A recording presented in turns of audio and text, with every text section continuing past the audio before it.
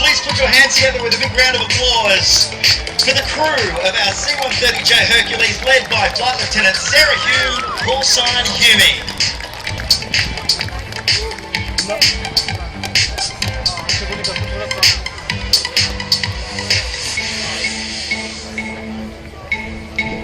So Greg, with the deployment of flares, I can only assume we have a time delay system where the wall of fire will detonate when the time delay system allows after the flares were released. Now, Neil mentioned earlier that if there's a hostile threat, an unexpected hostile threat, that is exactly what we would see. Absolutely, and it would have an automatic or a manual deployment system so that we can actually get those through. And here is the wall of fire.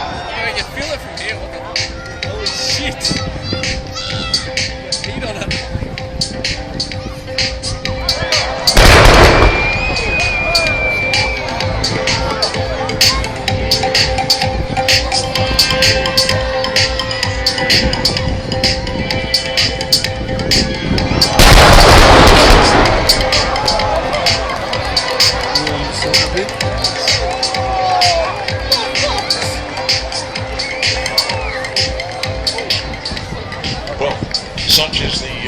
Such is the power, such is the planning, and such is the capability.